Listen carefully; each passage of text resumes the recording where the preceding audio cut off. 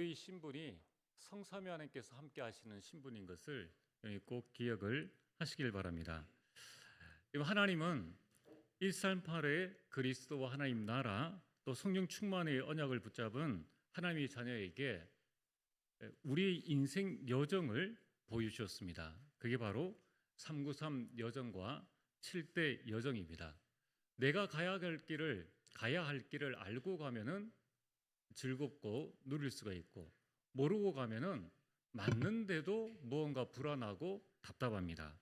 그래서 오늘부터 이 하나님께서 우리에게 주신 이 7대 이 393 여정과 7대 여정을 하나씩 살펴보면서 우리가 하나님 인도를 받고자 합니다. 이를 통해서 여러분들이 그 여정 속에 하나님께서 예비하신 축복과 응답을 받아서 여러분의 모든 문제, 갈등, 위기를 넘어서는 승리의 삶을 살게 되기를 주의 이름으로 축복합니다. 자, 먼저 오늘 서론을 함께 보겠습니다. 여러분, 우리가 누구와 함께하느냐에 따라서 우리 인생의 모든 것이 다 달라지죠. 인생의 의미가 달라집니다. 우리가 최고의 뷔페를 먹을 때도, 또 최고의 호텔에 가서 쉴 때에도, 또 해외여행을 갈 때에도 어디를 가느냐보다 누구와 함께 가느냐, 여기에 따라서 맛도 달라집니다. 그 여행의 질도, 즐거움도 달라지고 이 휴식의 정도도 달라집니다. 여러분, 성도의 축복 중에 최고의 축복은 성삼위 하나님께서 내 인생 여정 가운데 함께 하신다는 것입니다. 마태복음 28장 19절에 아버지와 아들과 성령의 이름으로 세례를 베풀라. 온 천하에 가서 사람들에게 세례를 베푸는데 어떻게 베푸느냐? 아버지와 아들과 성령의 이름, 곧 성삼위 하나님의 이름으로 세례를 베풀라. 이 말씀은 네가 어디를 가든지 나 성삼위 하나님이 너희와 함께 하겠다는 말씀입니다. 그래서 우리는 성삼위 하나님을 줄여서 그냥 하나님 이렇게 부르는데, 실제적인 의미는 성삼위 하나님을 말씀하는 겁니다. 그리고 20절에 보면은 볼지어다라고 먼저 말씀하고 있습니다. 볼지어다, 이 말씀은 주목이라는 말과 똑같습니다. 잘 봐라, 주목해서 봐라. 내가 세상 끝날까지 너희와 항상 함께 있으리라 하셨습니다. 성삼위 하나님께서 가끔 함께 하시는 것이 아니라 항상 함께 있으리라고 말씀하셨습니다. 그래서 오늘 말씀의 제목이 성삼위 하나님의 임재입니다. 그러면은 오늘 서론 첫 번째로 성삼위 하나님의 임재란 무엇인가? 여러분, 이 단어를 정확하게 여러분들이 가지고 계실 때 그 의미가 나에게 다가옵니다. 자, 그래서 여러분, 임재라는 말의 뜻은 이 영어로 하면은 come이라는 단어입니다.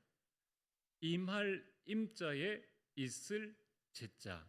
그래서 임하다, 이 임할 임자에는 세 가지가 의미가 있는데요. 임하다, 다스리다, 통치하다, 이것이 있다라는 이 말씀입니다. 자, 그래서 임재란 무슨 말인가 하면은 임하여 있다, 다스리고 있다, 통치하고 있다는 겁니다. 성삼위 하나님의 임재란 성삼위 하나님께서 내게 임하여 계신다. 그걸 보고 내주. 성삼위 하나님께서 나를 다스리고 계신다. 인도. 성삼위 하나님께서 나를 통치하고 계신다. 역사. 성삼위 하나님이 내 안에 내주하시고, 성삼위 하나님께서 나를 인도하시고, 성삼위 하나님께서 내 삶 속에 역사하신다는 겁니다. 한마디로 이 성삼위 하나님의 임재라는 말씀은 성삼위 하나님께서 함께 하신다는 뜻이에요. 나와 함께 하십니다. 그리고 여러분들이 가서 만나는 모든 사람, 나와 너가 우리입니다. 나와 너에서 너가 가족일 수도 있고, 불신자일 수도 있고, 친척일 수도 있고, 동료일 수도 있다는 거예요. 자, 그 사람과 하나님께서 함께 하신다는 거예요. 이 요셉이 애굽 집에 갔습니다. 애굽에 갔습니다. 보디발의 집에 갔습니다. 보디발의 밭과 집과 그 모든 소유물에 하나님의 은혜가 임하니라. 이게 바로 우리와 함께 하시는 임마누엘의 축복이라는 거예요. 자, 그래서 오늘 여러분들이 성삼위 하나님의 실제적인 의미를 깨닫는다면은 내가 가는 모든 현장에 하나님은 나를 통하여서 모든 사람을 살리는, 축복받게 하는 그 응답을 나에게 주신다는 거예요. 그래서 여러분들이 어느 현장을 가도 우리 렘넌트들이 어떤 형편에 있다 할지라도 세상 말로 꿀릴 게 없다는 거예요. 하나님은 여러분들을 통해서 여러분의 가정, 가문 살리기를 원하신다는 거예요. 그래서 여러분들이 낙심하지 말아야 됩니다. 또 포기하지 말아야 됩니다. 여러분들이 직장 갈 때에 이 회사가 나를 뽑아준 것이 이 회사의 축복이다라는 그만한 자부심과 자존심을 가지고 계셔야 돼요. 또 그것은 사실입니다. 여러분이 이걸 확실하게 붙잡고 있다면 사실이에요. 왜 그렇습니까? 성삼위 하나님은 여러분들이 모든 것에 함께 하시는 거예요. 요셉의 형들이 시기를 받아서 애굽에 가서 노예가 되어졌습니다. 기껏 노예야? 내가 너와 함께 안 할 거야. 노예일 때도 함께 하셨고, 누명을 받아가지고 감옥 갔을 때에도 함께 하셨고, 이제 총리가 되어졌습니다. 그만하면 됐어 하지 아니하시고 총리일 때도 성삼위 하나님께서 함께 하셨는데, 노예 일을 할 때의 모든 허되는 일, 감옥에서 하는 쓸데없는 이 보잘것없는 그 일에도 여호와 하나님께서 함께 하셨다는 거예요.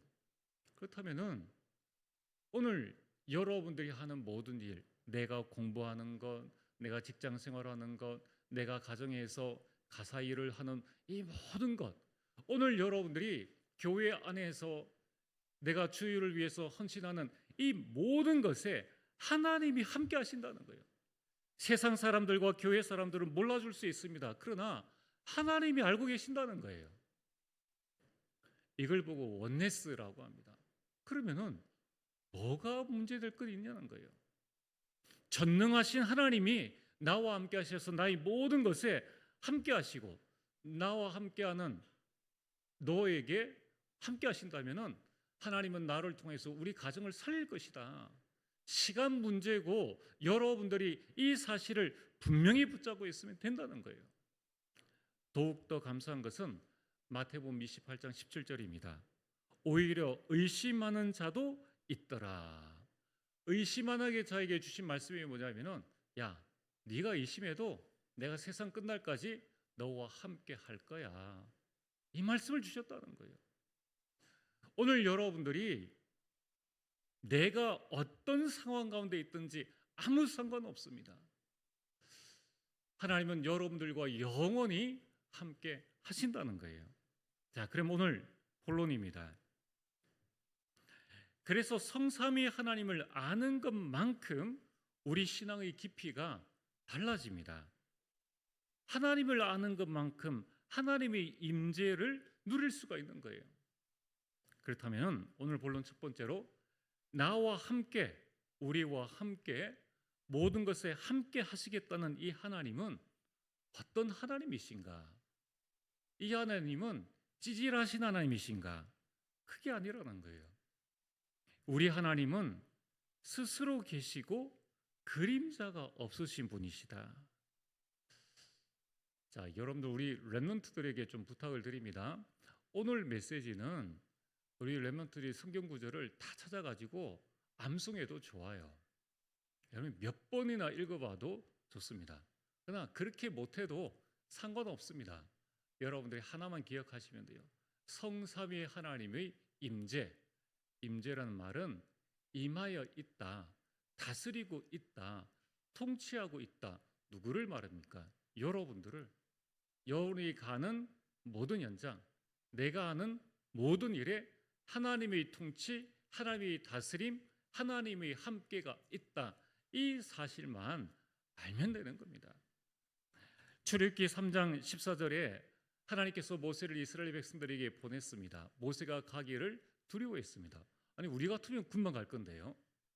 모세는 하나님께 이렇게 묻습니다. 하나님, 제가 이스라엘 백성들에게 갔을 때에 이스라엘 백성들이 너를 보낸 하나님이 누구냐라고 물으면은 내가 뭐라고 대답하면 되겠습니까? 그때에 하나님께서 이렇게 말씀하십니다. 14절에 하나님이 모세에게 이르시되 나는 스스로 있는 자이니라. 스스로 있는 자이니라. 오늘 이 자리에 계신 우리 모든 성도님들 중에 스스로 있는 자, 난 스스로 태어났어 라는 사람은 아무도 없습니다. 끝까지 그것을 고집한다면 정신병원에 가봐야 됩니다. 여러분, 이 땅에 인류 역사사에 스스로 있는 사람은 단 한 사람도 없습니다. 그래서 스스로 있는 자이다, 이 말을 영어로는 I am who I am, 나는 나다, 나는 나다, 이렇게 말씀하고 있습니다. 하나님을 뭐라고 규정 지을 수가 없는 거예요. 그러니까 하나님은 하나님이에요. 여러분, 정길섭 목사는 여러 가지 설명을 할 수 있습니다. 그러면 얼추 알아맞힐 수가 있어요. 왜냐하면 우리는 나와 같은 비슷한 사람들을 많이 보면서 살아왔기 때문이에요. 그러나 하나님을 본 사람은 아무도 없습니다. 그래서 하나님께서 어떻게 이 모세에게 내가 나를 설명할 수 있을까 하신 말씀이 내가 내다, 내가 내다. 이 나라는 분은 어떤 분입니까? 야고보 1장 17절에 하나님은 변함이 없으시고 회전하는 그림자도 없으시다고 말씀하셨습니다. 여러분, 이해됩니까? 여러분, 지금 이 세상에서 변하지 않는 것은 하나도 없어요. 우리는 다 늙습니다. 모든 사람은 다 변합니다. 사람뿐만 아니라 모든 생물, 자연, 심지어는 우주도 변하고 있다는 거예요. 유일하게 하나님만 변함이 없으십니다. 그리고 하나님은 그림자가 없으시다는 거예요. 이해가 불가능하죠. 이는 하나님은 영이시란 말이에요. 영이란 단어를 우리가 이해할 수가 없잖아요. 사람의 눈으로 볼 수도 없고 사람의 머리로도 영이란 단어를 이해할 수가 없습니다.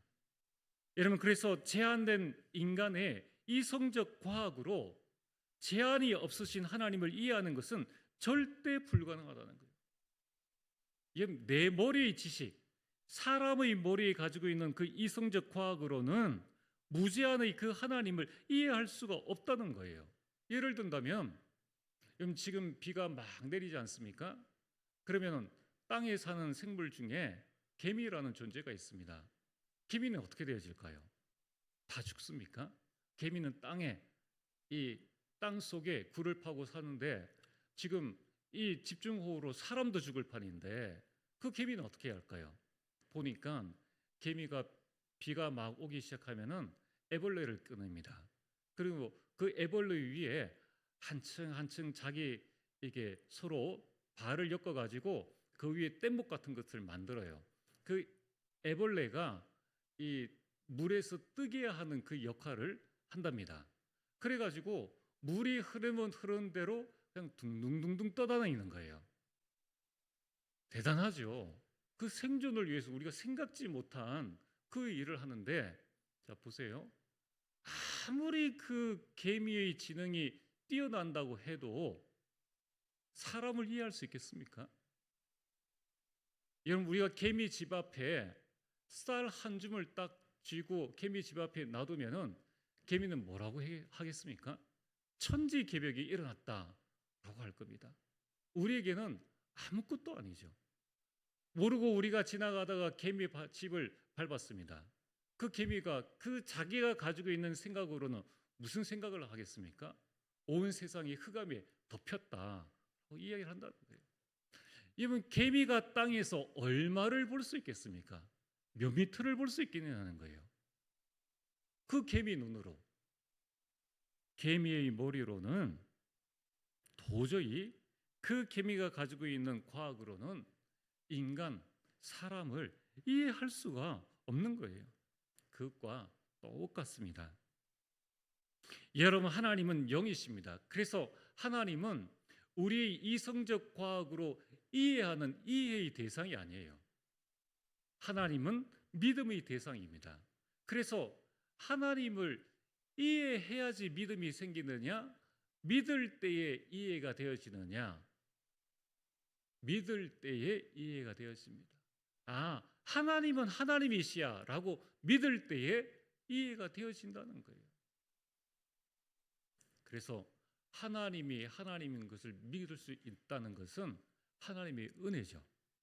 오늘 이 자리에 참여하신 여러분들은 하나님이 최고의 축복과 은혜를 받은 자입니다.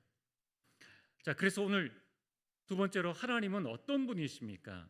지금 나와 함께 하시겠다는 그 하나님은 한 분이시고 삼위를 가지고 계십니다. 그래서 여러분 이 세 가지 위, 그 세 가지 직위, 직분, 자리 이런 부분을 가지고 계신다는 거예요. 자, 그래서 이 삼위라는 것은 평면적인 인간의 관점에서 볼 때에 삼위지, 하나님은 한 분이시면서 삼위, 세 가지 자리, 역할, 직분을 가지고 계신 분이십니다. 자, 이거를 여러분이 잘못 이해해서 하나님은 한 분이시니까 마치 정결수 목사가 집에서는 이 삼위, 집에서는 아빠, 그리고 교회에서는 목사, 그리고 부모님 댁에 가서는 아들, 한 사람이 이러한 역할적인 삼위를 가지고 있는 하나님이시구나라고 생각을 한다면은 그것은 X입니다. 그걸 보고 양태돌이 나왔는데 그게 아니에요. 하나님은 한 분이시지만은 성부 하나님과 성자 예수님, 보혜사 성령님이 동시에 계시면서 한 분이라는 거예요. 이 말이 표현이 이렇게 되어지는데 성경에서 이렇게 나와 있습니다. 자, 중요한 것은 우리는 지금 이성적 과학으로 내 머리로 하나님을 이해하려고 하니까 삼위일체라는 이 말이 나왔는데 이 삼위일체의 근본 배경이 뭐냐면은 이 중세 시대 이전에 이 교부 그 시대에 많은 이단 사상들이 들어왔습니다. 그때에 이러한 자기 나름대로의 하나님에 대한 이해를 많이 이해했기 때문에 그때 많은 이 지금의 말하면 교육자들이 모여가지고 하나님에 대해서 전체 집대성을 하게 된 겁니다. 그래서 나온 말이 삼위일체라는 말씀입니다. 그런데 지금 이스라엘의 유대인이 있잖아요. 원래부터 하나님께서 택하셨던 그 유대인 중에 예수님을 믿고 돌아온 유대인들이 있습니다. 기독교인들이 있다는 거예요. 그 사람들이 우리 기독교에 쓰는 단어 중에 제일 이상하게 생각하는 말이 뭐냐면은 삼위일체란 말이에요. 그게 무슨 말인가 하면은 하나님이 한 분 당연하지. 그걸 왜 다른 용어를 써가지고 삼위일체란 말을 가지고 하지? 하나님은 하나님인데 왜 기독교에서는 이걸 자꾸 다르게 표현을 하려고 하느냐라고 이야기를 하는 거예요.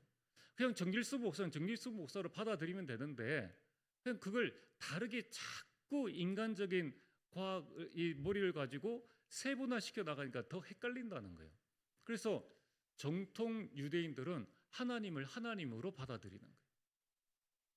여러분, 산은 산이죠. 물은 물이죠. 하나님은 하나님이에요. 근데 그걸 자꾸 우리가 분석하고 쪼개고 나누어 가지고 내 머리로 이해하려고 하니까 이게 어려워진다는 거예요. 자, 그래서 오늘 여러분들이 이 성경에 나와 있는 말씀대로 하나님은 한 분이시 삼위를 가지고 계신다. 어떻게 말입니까? 마태복음 28장 19절에 아버지와 아들과 성령의 이름으로, 고린도후서 13장 13절에 주 예수 그리스도의 은혜, 성자 예수님은 우리에게 은혜와 성부 하나님은 사랑과 성령 이 보혜사 성령님은 우리와 교통하심으로, 이렇게 삼위일체로 하나님은 일을 하신다. 베드로전서 1장 2절에 하나님 아버지 미리 아심을 따라 성령이 거룩하게 하게 하심으로 순종함과 예수 그리스도의 핏부림을 얻기 위하여라고 말씀하고 있습니다. 그래서 여러분들이 하나님은 한 분이시고 삼위를 가지고 계신다. 그래서 구약에 보이시는 성부 하나님, 신약의 성자 예수님, 이 예수님께서 승천하시고 난 다음에 보혜사 성령님을 보내주시겠다라고 말씀하시니까 우리는 하나님이 성부 하나님이 또 계시고 성자 예수님도 계시고 뭔가 성령 예수 이 보혜사 성령님도 계셔서 이게 뭔가 다르구나라고 생각할 수 있는데 그게 아니라는 것입니다. 어쨌든 삼위일체의 하나님이시라는 거예요. 그 하나님은 어떤 하나님이십니까? 전지하신 하나님, 모든 것을 아시는 하나님이십니다. 시편 139편 1절에 4절에 주께서 나를 살펴보셨으므로 나를 아시나이다. 내가 앉고 일었음을 아시고 멀리서도 나의 생각을 아시고 모든 길과 내가 눕는 것을 살펴보시고 내 모든 행위를 익히 아시오니 여호와여 내 혀의 말을 알지 못하시는 것이 하나도 없으시니이다. 내 혀의 모든 말을 하나님께서 알고 계신다는 거예요.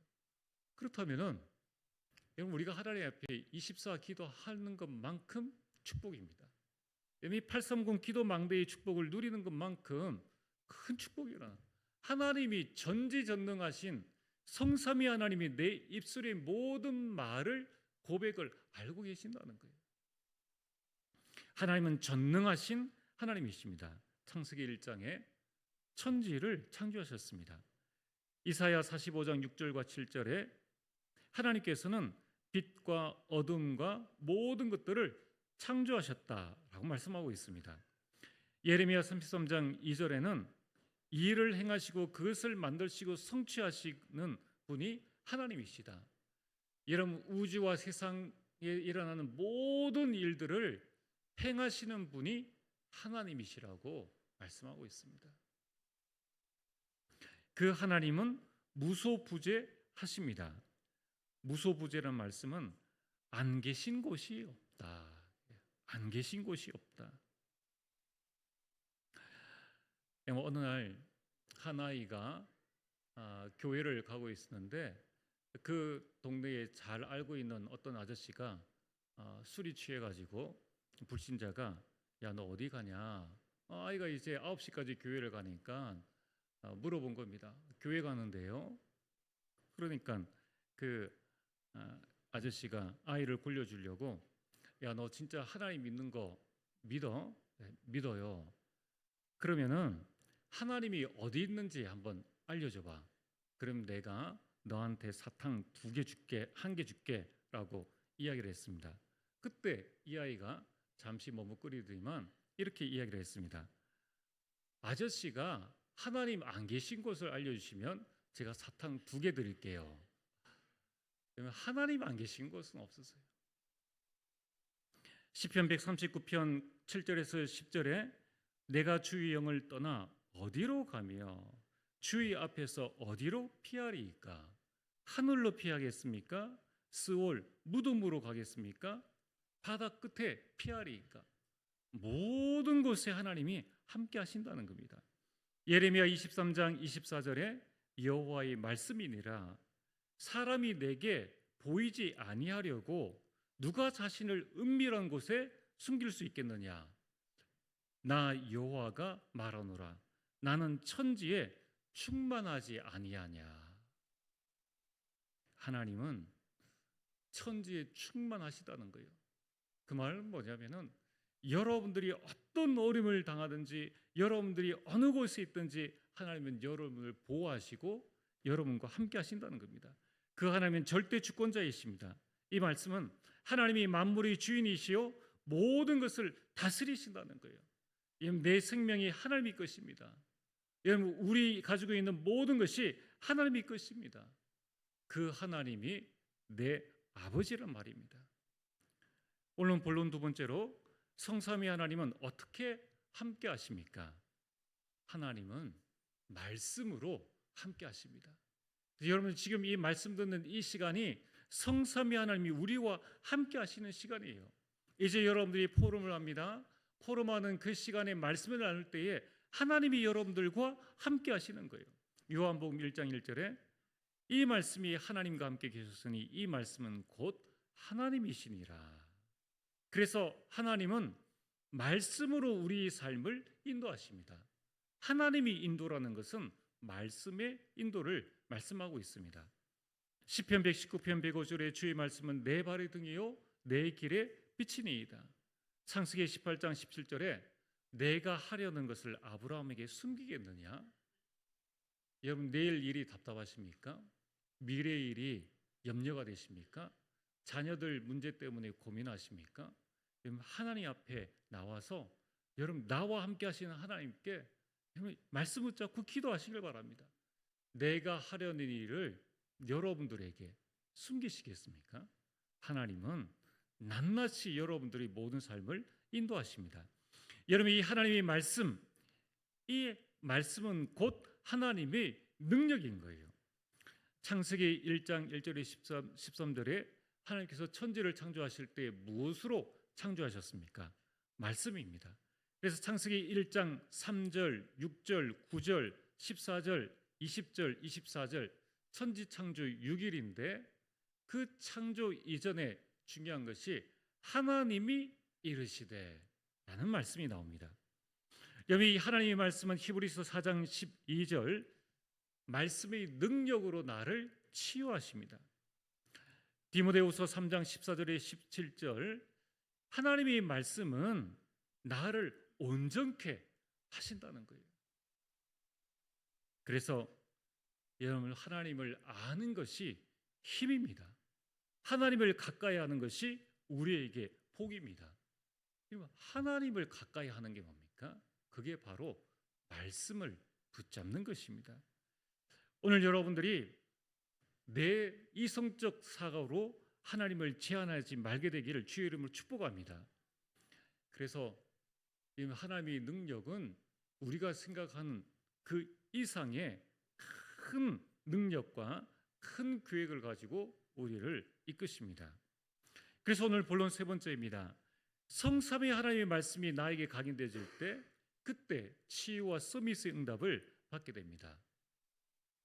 여러분 하나님의 말씀이 우리의 기준입니다.